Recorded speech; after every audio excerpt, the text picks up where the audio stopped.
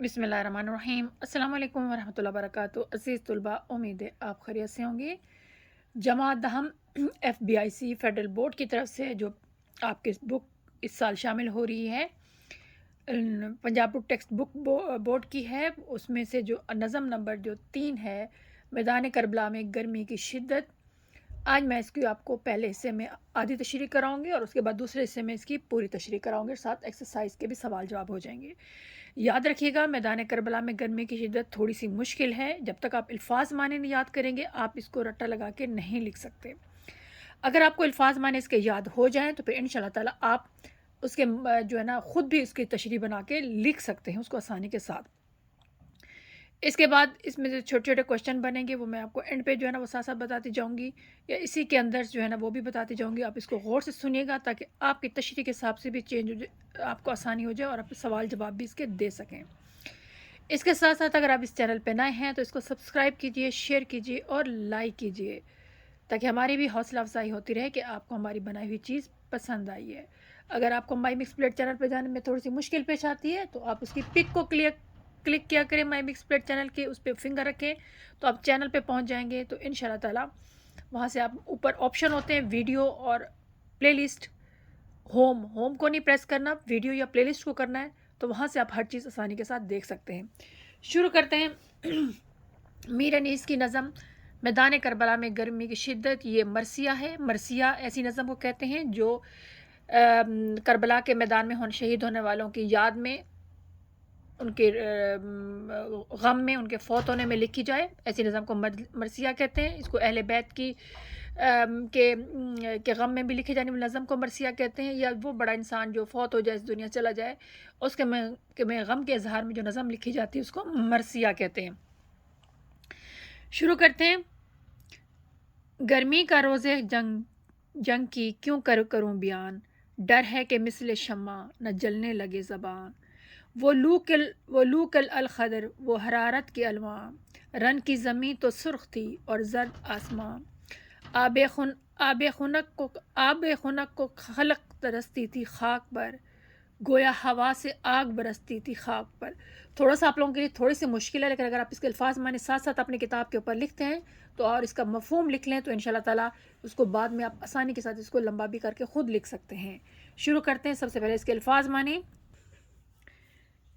माने देख लें। मिसल शम्मा यानी शम्मा की तरह। अल हज़र का मतलब होता है खुदा की पनाह। अल अमान का मतलब खुदा की पनाह या रहम। अमन हरार या अमन उसको होते हैं अल अमान को। हरारत कहते हैं गर्मी को। रन कहते हैं बड़ी जंग या मैदान जंग। और आब खुना कहते हैं ठंडा पानी। और मखलूक कहते हैं लोगों को। अब इसका मफहूम इन मानी को सामने रखते हुए और इस सामने अशार को सामने रखते हुए इसके मफहूम है कि जंग के दिन की गर्मी का क्या हाल बयान करूं। डर है कि ज़बान कहीं शम्मा की माने यानी शम्मा की तरह मेरी जलने न लग जाए। इतनी तेज़ गर्म हवा कि खुदा की पनाह। मैदान जंग गर्मी से सुर्ख था और आसमान का रंग जर्द था। ज़मीन पर लोग ठंडे पानी को तरस रहे थे और हवा से ऐसे लग रहा था जैसे ज़मीन पर आग बरस रही हो। ये हर शेर का अलग-अलग बयान कर दिया है, तो आप इसको देख लें शेर के हिसाब से और फिर इसी हिसाब से इसकी तशरीह आप आसानी के साथ कर सकते हैं। अब इसकी तशरीह पर आते हैं। शायर मैदान करबला में गर्मी की शिद्दत को बयान करते हुए कहता है कि एक तो ये मुल्क अरब का रेगिस्तान था जिसकी गर्मी मोहताज बयान नहीं है, इसको बयान करना मुमकिन ही नहीं है। लेकिन इस दिन जंग की शोरिश यानी जंग का जो गलबा था, जंग का जो हम हाल था, तो क्या था, ख़ानदान नबूवत की शहादत और हज़रत इमाम हसन रज़ी अल्लाह तआला का तन्हा यानी अकेले दुश्मन के साथ सीना सुपर होना यानी लड़ना, सब वाक़यात ने मिलकर गर्मी की शिद्दत को गोया आग की हिद्दत में आग की हालत या शक्ल में बदल दिया। इसलिए मेरे पास गर्मी की शिद्दत को यानी सख्ती को बयान करने के लिए अल्फाज नहीं। मैं इस बात से डरता हूँ कि मेरी ज़बान गर्मी की शिद्दत और सही कैफियत यानी हालत जो है वो वाक़यात जो है बयान करते हुए शम्मा की तरह जलने न लग जाए। मैदान जंग में इस कदर लू चल रही थी, लोग कहते हैं गर्म हवा को चल रही थी, कि इंसान बेख्तियार खुदा की पनाह तलब करना यानी अल्लाह से अपनी माफ़िया मांग रहा था अपने गुनाहों की। मैदान जंग की ज़मीन गर्मी की शिद्दत से तपकर तांबे की तरह सुर्ख हो चुकी थी। मट्टी का ज़रा ज़रा छोटा छोटा हिस्सा अंगारे की माना जल रहा था। अंगारा कहते हैं ना, जब कोई लकड़ी जलाते हैं तो उसको अलग अलग हिस्सों में हो जाता है, तो अंगारा उसे कहते हैं। कि मट्टी का एक हिस्सा अंगारे की तरह लग रहा था, कि मट्टी का एक ज़रा अंगारा लग रहा है और वो जल रहा हो। آسمان پر زمین کے خشک ہو جانے کے لیے سبب، آسمان پر زمین کے یعنی زمین جو خشک ہوئی تھی، پانی وہاں نہیں تھا، تو اس کا اثر آسمان پہ پڑا. تو آسمان پہ کیا تھا؟ جو دھول مٹی چڑھ گئی تھی، اب اس سے آسمان کا رنگ زرد نظر آتا یعنی پیلا پڑ گیا تھا. زمین پر اللہ کی مخلوق اور لوگ ٹھنڈے پانی کو ترس رہے تھے. انہیں گرمی کی شدت میں اپنی پیاس بجھانے کے لیے ٹھنڈا پانی نہیں مل رہا تھا، جس سے وہ بہت بےتاب تھے اور بے حال ہو رہے تھے. گرمی کی شدت کی یہ کیفیت تھی کہ ایسا محسوس ہوتا تھا جیسے ہوا نہ ہو بلکہ آگ کے شعلے ہوں اور زمین پر آگ برس رہی ہو، جو سارے ماحول کو مزید گرما رہی تھی یعنی گرم کر رہی تھی. یہ نظم حضرت امام حسین رضی اللہ تعالیٰ اور ان کے ساتھیوں کی حالت اور تکلیف کا بیان ہے، جس کی شدت میں اضافہ گرمی نے کیا تھا، لیکن یزیدی فوج کی پانی کی بندش نے اس تکلیف کو مزید بڑھا دیا. پیاسی جو تھی سپہ خدا 3 رات کی، ساحل سے سر پٹکتی تھی موجیں فرات کی. ایک اور شعر بھی دیکھ لیں. پانی کا بام و در کو پلانا ثواب تھا، ایک ابن فاطمہ کے لیے کہتے آب تھا. چاہے تو آپ شعر ایڈ کر سکتے ہیں. اب اس میں سے جو کیا کہتے ہیں، یہاں پہ یہ دیکھیں صنعت تضاد استعمال ہو رہا ہے. یعنی ایک شعر میں اگر 2 متضاد اکٹھے ہیں تو اسے آپ کی کلاس 10 سن لیں آپ لوگوں کے، اس میں وہ شعر آپ کا صنعت تضاد کہلاتا ہے. ٹھیک ہے. اور اس والے شعر میں یہ تشبیہ استعمال ہو رہا ہے. مثل شمع یعنی مانند کا لفظ، مثل کی مانند، مثل کا لفظ، کی طرح، کی مانند، سارے تشبیہ کی جو ہے نا وہ مثالیں ہیں. تو یہ والا شعر تشبیہ ہے اور یہ والا شعر صنعت تضاد ہے. ٹھیک ہے. کوشش کروں گی میں ساتھ یہ چیز آپ کو بتاتی جاؤں. اگلا بند نمبر 2 ہے. یہ مخمس کی شکل میں، یاد ہے یہ مخمس کی شکل میں لکھی گئی ہے، کیونکہ جس بند میں 6 اشعار ہوں وہ مخمس کہلاتی ہے.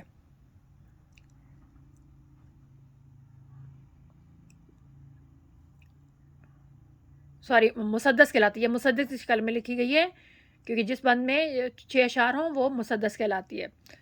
وہ لو یعنی وہ گرم ہوا، وہ آفتاب کی حدت یعنی وہ سورج کی گرمی، وہ تب و تاب اس کا چمکنا.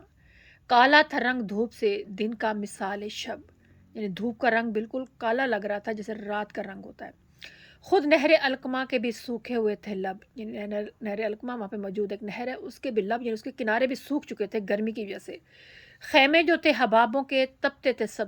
خیمے جو حباب کا مطلب بلبلے ہوتا ہے، تو مطلب جو پانی کے اندر جو بلبلے تھے نکل رہے تھے وہ بھی گرم، وہ بھی ایسے خیموں کی شکل لگ رہے تھے. ظاہر خیمہ اوپر ٹینٹ کی شکل گول ہوتی ہے، تو جو اس میں سے بلبلے نکل رہے تھے پانی سے وہ بھی خیموں کی طرح لگ رہے تھے، ایسا لگ رہا تھا تپ رہے. اڑتی تھی خاک یعنی مٹی اڑ رہی تھی. خشک تھا چشمہ حیات یعنی زندگی بالکل سرد ہو چکی تھی، کوئی کسی میں کوئی گہما گہمی نہیں تھی. کھولا ہوا تھا دھوپ سے پانی فرات کا، دریا فرات بھی وہاں پہ دریا ہے تو اس کا پانی بھی بالکل ایسا لگتا جیسے کھول رہا ہو، ابل رہا ہو. اس کے الفاظ معنی دیکھ لیتے ہیں. لو کا مطلب تیز گرم ہوا، آفتاب سورج، حدت کہتے ہیں تپش کو، گرمی کو، تب و تاب چمک دمک کو، مثال شب رات کی مانند، لب ہونٹ کو کہتے ہیں، حباب بلبلے کو کہتے ہیں، حیات زندگی کو، کھولا ہوا ابلا ہوا. اس کے بعد مفہوم دیکھ لیتے ہیں کہ میدان کربلا میں تیز لو چل رہی تھی، سورج تپا ہوا تھا، اس تپش کی وجہ سے دھوپ کا رنگ رات کی طرح سیاہ ہو چکا تھا. نہر علقمہ کے ہونٹ بھی خشک تھے، پانی کے بلبلے جو خیموں کے مانند تھے وہ بھی تپ رہے تھے، ہر طرف خاک اڑ رہی تھی، زندگی مفقود تھی یعنی زندگی بالکل اس میں کوئی گہما گہمی رونق نہیں تھی، اور دھوپ کی وجہ سے دریا فرات کا پانی بھی ابل رہا تھا. ٹھیک ہے. یہ آپ کو اس کا ہو جائے گا، وہ مفہوم ہو جائے گا. اب اس کی تشریح پہ آتے ہیں. میرا نے اس کربلا کے میدان میں گرمی کی شدت کو بیان کرتے ہوئے کہتے ہیں کہ جنگ کے دن کربلا کے میدان میں بہت تیز گرم ہوا چل رہی تھی. گرم گرد آلود یعنی مٹی ہوا نے پوری کائنات کو اپنی لپیٹ میں لے رکھا تھا، یعنی گرم آلود ہوا نے، بہت گرم گرد آلود ہوا نے یعنی مٹی سے بھری ہوا نے پوری کائنات کو اپنی لپیٹ میں لے رکھا تھا. سورج اپنی پوری آب و تاب یعنی پوری طرح چمک رہا تھا، پوری روشنی کے ساتھ، پوری گرمی کے ساتھ. سورج کی دھوپ میں بہت زیادہ تپش تھی یعنی گرمی تھی. جس طرح دیر تک آگ پر رکھی ہوئی چیز جل کر سیاہ کالی ہو جاتی ہے، پتے پھل پھول سبھی جھلس کر یعنی جل کر سیاہ ہو گئے تھے. اسی طرح تیز دھوپ کی وجہ سے دن پر بھی رات کا گمان ہوتا ہے، یعنی شک ہوتا تھا کہ تیز دھوپ ہے لیکن رات لگ رہی ہے. دھوپ کی رنگت شدت تپش سے کالا پڑ گیا تھا، یعنی دھوپ کا جو رنگ تھا ایسے لگ رہا تھا کہ گرمی کی شدت سے وہ کالا ہو گیا. یہاں پہ صنعت مبالغہ استعمال ہو رہی ہے، یعنی ایسی مبالغہ، صنعت مبالغہ کہتے ہیں جس میں بات کو حد سے زیادہ بڑھا چڑھا کر بیان کیا جائے، جس کا حقیقت سے بھی کوئی تعلق نہیں ہوتا. تو یہاں پہ حد سے زیادہ تعریف اس چیز کو صرف اثر ڈالنے کے لیے الفاظ کے، تاکہ لوگوں پر اس کا منظر پورا اثر کر جائے، تو یہ الفاظ استعمال کیں گے، اسے صنعت مبالغہ کہتے ہیں. نہر علقمہ کا پانی عام حالات میں اپنی ٹھنڈک اور مٹھاس سے روح کو سکون اور راحت پہنچاتا تھا. اس وقت ایسا محسوس ہوتا تھا جیسے خود نہر علقمہ کو بھی پیاس لگی، اس کے کنارے بھی خشک ہو گئے. اس کے کنارے بھی خشک ہونٹوں کی طرح پانی کی بوند کو ترس، یعنی پانی کے قطروں کو ترس رہے تھے. اس کے پانی میں بننے والے بلبلے سب کے سب تپے ہوئے تھے، ہر طرف دھول اڑ رہی تھی. ایسے میں زندگی بے جان سی ہو کر رہ گئی تھی. گرمی کی شدت نے زندگی سے مایوس کر دیا تھا. تمام جانور نیم جان، ان میں کوئی جان ہی نہیں رہی تھی، کوئی ہمت ہی نہیں رہی تھی. ایک ایک قطرہ کھول رہا تھا. اس گرمی کی شدت اور دہشت کی وجہ سے دریائے فرات کا پانی بھی ابلا ہوا سا لگ رہا تھا. یہ گرمی اور تپش رسول اللہ صلی اللہ علیہ وسلم کے نواسوں اور ان کے ساتھیوں کو بھی نڈھال کر رہی تھی، یعنی پریشان کر رہی تھی، کمزور کر رہی تھی.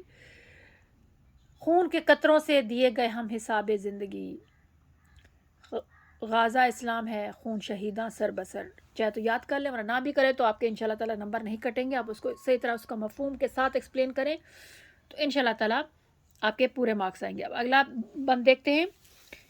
جھیلوں سے چار پائے، یعنی چار پاؤں والے جاننا اٹھتے تھے تابہ شام، یعنی صبح لے کر شام تک اسی میں پڑے رہتے تھے، ہلتے نہیں تھے. مسکن میں مچھلیوں کے سمندر کا تھا مقام. ایسے مچھلیاں تو سمندر کے اوپر بھی ہوتے ہیں، درمیان بھی ہوتی ہیں، لیکن اوپر اتنی گرمی تھی کہ وہ بھی نیچے انہوں نے اپنے ڈیرے ڈال لیے تھے. آہو کہتے ہرن کو. آہو جو کاہلے تھے، یعنی سست تھے، یعنی آہو جو کہتے ہیں ہرن ہوتے ہیں وہ بہت زیادہ ہوشیار ہوتے ہیں، چوکڑیاں بھرتے ادھر سے ادھر جاتے ہیں، لیکن وہ بھی اس وقت کاہلے ہو گئے تھے، یعنی سست ہو گئے تھے گرمی کے مارے. اور چیتے سیافام، اور چیتے جو ہے نا وہ بھی مطلب ہے کہ وہ بھی کالے رنگ، ان کا رنگ کالا پڑ گیا تھا. پتھر پگھل کے رہ گئے تھے مثل موم خام، یعنی اتنی گرمی تھی کہ پتھر بھی پگھل کر موم کی طرح نرم ہو گئے تھے. سرخی اڑی تھی پھولوں سے، یعنی پھولوں کے اوپر سے اس کا لال رنگ ختم ہو چکا تھا. سبزی گیا سے، اور جو سبزہ رنگ تھا وہ پودوں سے وہ چلا گیا تھا. پانی کنوؤں میں اترا تھا سائے کی چاہ سے، چاہے کہ یہاں مطلب ہے کہ کنوؤں کا جو پانی تھا وہ بھی سائے کی تلاش میں نیچے چلا گیا تھا. ٹھیک ہے، اب میں اس کے الفاظ مانی اور پھر مفہوم بتا دیتی ہوں، پھر تشریح پہ آتے ہیں. چار پائے، چار پاؤں والے جانور. مسکن رہنے کی جگہ. آہو ہرن. کاہلے کا مطلب ہوتا ہے سست، کاہل سست. سیافام کالی رنگت والے.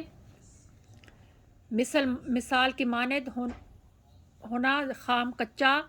گیا گھاس پھوس کہتے ہیں، اور چاہ کہتے چاہت. مفہوم: چار پائے شام تک جھیلوں سے نہ اٹھتے تھے، چار پاؤں والے جانور. مچھلیوں کے مسکن میں سمندر کا مقام تھا. ہرن سست تھے اور چیتے کی گرمی کی وجہ سے سیاہ لگ رہے تھے، چیتے گرمی کی وجہ سے سیاہ لگ رہے تھے. پتھر کچی موم کی طرح پگھل گئے تھے. پھولوں کا رنگ سرخ اڑ گیا تھا، اور گھاس سے سبزی ختم ہو گئی تھی. پانی بھی سایہ تلاش کرنے کے کنویں میں چلا گیا تھا. اب اس کی تشریح پہ آتے ہیں. شاعر اس بند میں جانوروں اور سمندری مخلوق کا ذکر کر رہا ہے اور ان پر روز جنگ پڑنے والی بے پناہ گرمی کے اثرات کو بیان کر رہا ہے. شاعر کہتا ہے کہ اس روز تمام جاندار گرمی اور پیاس کی شدت سے بے حال ہو رہے تھے. پانی میں رہنے والے تمام جانور پانی سے باہر نہ نکلتے تھے. شام کو جب درجہ حرارت میں کمی آتی تو وہ سطح کا رخ کر اوپر آتے. مچھلیاں بھی سمندر کی تہہ میں اپنا بسیرا، یعنی اپنے گھر تلاش کر رہی تھیں. دریائے فرات کی سطح پر تو پانی بے انتہا ابل رہا تھا، یعنی حد سے زیادہ ابل رہا تھا.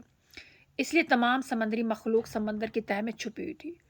وہ ہرن جو چستی اور ہوشیاری میں تمام جانوروں کو مات دے دیتے ہیں، عام حالات میں ہر وقت بھاگتے، چوکڑیاں بھرتے نظر آتے ہیں. آج وہ بھی گرمی کی وجہ سے نڈھال بیٹھے تھے. چیتے بھی گرمی سے متاثر ہوئے بغیر نہ رہ سکے. ان کا رنگ سیاہ پڑ گیا تھا، وہ بھی نیم جان ہو گئے تھے. دھوپ کی وجہ سے ان کا رنگ کالا پڑ گیا تھا. آب رواں سے منہ نہ اٹھاتے تھے جانور. جنگل میں چھپتے پھرتے تھے طائر ادھر ادھر. طائر کہتے پرندوں کو. شاعر نے اس نظم میں نادر تشبیہات کا استعمال کر کے گرمی کی شدت کو پرزور انداز میں بیان کیا ہے. شاعر گرمی کی شدت سے پتھروں میں آنے والی نرمی کو موم پگھلنے سے تشبیہ دے رہا ہے. پھولوں کی رنگت کا تشبیہ دے رہا ہے. شاعر کہتا ہے کہ گرمی کی شدت کی وجہ سے پتھر بھی موم کی مانند پگھل رہے تھے. اس گرمی کا اثر دریائے فرات اور ہر علاقے کے سطح ساحل پر لگے سبزوں پھولوں پر بھی ہوا. پھولوں کا رنگ سخت گرمی کی وجہ سے اڑ چکا تھا اور بے رنگ ہو گئے تھے. سبزہ بھی زردی مائل ہو رہا تھا، وہ سبزہ جو صحرائی علاقوں کے لوگوں کو تازگی بخشتا ہے، ان کی آنکھوں کو تراوت انہیں ٹھنڈک دیتا ہے، اب وہ خود گرمی کی وجہ سے پیلا ہو رہا تھا۔ شاعر کہتا ہے گرمی کی تپش کی وجہ سے زمین کے نیچے پانی کی سطح کم ہو رہی تھی، جس کی وجہ سے کنووں کا پانی بھی ختم ہوتا جا رہا تھا۔ شاعر نے گرمی کی وجہ سے پانی کی سطح میں کمی کی حقیقت کو انتہائی خوبصورت اور انوکھے انداز میں بیان کیا ہے۔ وہ کہتے ہیں کنووں کا پانی بھی سائے کی تلاش کرتا کرتا نیچے جا پہنچا تھا۔ یہ دیکھ لیں آپ اس کی تشریح ایک دفعہ پھر، شعر نمبر بند نمبر 3 کی، اس کو اچھی طرح لکھ لیجئے۔ اب آخری بند نمبر 4، باقی اگلی انشاءاللہ ویڈیو میں آپ کو دکھاؤں گی۔ اس میں سے آپ کا یہ یہاں پہ پتھر پگھل کے رہ گئے تھے مثل موم خام، یہ بھی تشبیہ آپ کا استعمال ہو رہا ہے، ٹھیک ہے۔ شعر نمبر 4 ہے، کوسوں کسی شجر پر، یعنی دور کسی درخت پر نہ گل تھے، یعنی نہ پھول تھے، نہ برگ و بار، نہ پتے اور نہ ہی پھل۔ ایک ایک نخل کہتے ہیں چھوٹے پودے کو، ایک ایک نخل یعنی پودا صورت چنار ایک درخت کا نام ہوتا ہے جس کے پتے بہت زرد رنگ کے ہوتے ہیں، مطلب ہے کہ لال رنگ کے ہوتے ہیں۔ تو کہتے ہیں ایک چھوٹا پودا ایسے جل رہا تھا جیسے چنار کا درخت جل رہا ہو، لال رنگ کا ہو۔ ہنستا تھا کوئی گل، نہ لہکتا تھا سبززار، نہ یعنی پھول کھلتا تھا اور نہ ہی سبززار جو ہے نا وہ ہل رہے تھے۔ کانٹا ہوئی تھی سوکھ کے ہر شاخ باردار، یعنی پھل والی جتنی بھی شاختیں تھیں وہ ساری سوکھ کر کانٹا ہو چکی تھی گرمی کی شدت سے۔ گرمی یہ تھی کہ زیست سے دل سب کے سرد تھے۔ زیست کہتے ہیں زندگی کو، کہ زندگی سب کے دل سرد پڑ چکے تھے، ٹھنڈے پڑ چکے تھے۔ پتے بھی مثل چہرہ مدکوک زرد تھے، یہاں پھر بھی آپ کی تشبیہ استعمال ہو رہا ہے کہ پتے بھی اس چہرے کی مانند ہو گئے تھے جس بندے کا مدکوک کہتے ہیں دک کی بیماری، یعنی جرکان جونڈس، جس میں انسان کا رنگ پیلا ہو جاتا ہے۔ تو انسان کا چہرہ بھی، پتے بھی جو ہے نا وہ اس چہرے کی مانند ہو گئے تھے جس میں انسان بیماری سے پیلا ہو جاتا ہے، تو پتے بھی پیلے ہو چکے تھے۔ اب اس کے الفاظ معنی پہ آتے ہیں، پھر مفہوم پہ اور پھر تشریح۔ کوسوں کہتے ہیں میلوں، ایک کوس 1.5 میل کے برابر ہوتا ہے۔ شجر درخت، گل پھول، برگ پتا، نخل چھوٹا پودا، چنار سرخ پھولوں والا درخت، بار پھل کو، زیست زندگی، مثل مانند طرح، مدکوک دک کا مریض۔ مفہوم، میلوں تک کسی درخت پر پھول نہ پھل تھے، ہر پودا چنار کی طرح جل رہا تھا، کہیں کوئی پھول نہیں کھلا تھا، ہر پھلدار شاخ سوکھ کر کانٹا ہو گئی تھی، ہر کوئی زندگی سے بیزار تھا، درختوں کے پتے بھی دک کے مریضوں کے زرد چہروں کی مانند تھے، ٹھیک ہے۔ اب اس کی تشریح کی طرف آتے ہیں۔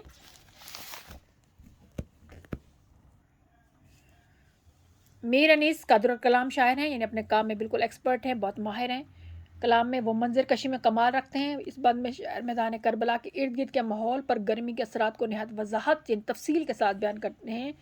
شاعر کہتے ہیں کہ کربلا کے میدان میں درخت تو موجود تھے مگر دور دور تک کوئی ایسا درخت دکھائی نہ دیتا تھا جو پھلوں یا پتوں سے ہرا بھرا ہو۔ ٹنڈ منڈ درخت، یعنی جس کے نہ پودے اور نہ ٹہنیاں بھی ٹوٹ چکی ہیں، اس کو کہتے ہیں ٹنڈ منڈ درخت، اپنا اصل رنگ دھوپ کی وجہ سے کھو چکے تھے۔ ان درختوں پر جب سورج کی شعاعیں پڑتی تھیں تو دیکھنے والے کو یوں محسوس ہوتا تھا جیسے جنگل میں آگ لگی ہو اور ہر پودا اس آگ میں جل رہا ہو، بالکل اسی طرح جیسے چنار کے درخت اپنے سرخ پھولوں کی وجہ سے یوں دکھائی دیتے ہیں جیسے ان پر آگ لگی ہو۔ وہ پھول جو عام درجہ حرارت میں اپنے رنگ اور خوشبو کی بدولت تمام فضا کو معطر خوشبو بکھیر دیتے ہیں، اس تیز درجہ حرارت کی وجہ سے یہ محسوس ہو رہا تھا، ایک منٹ،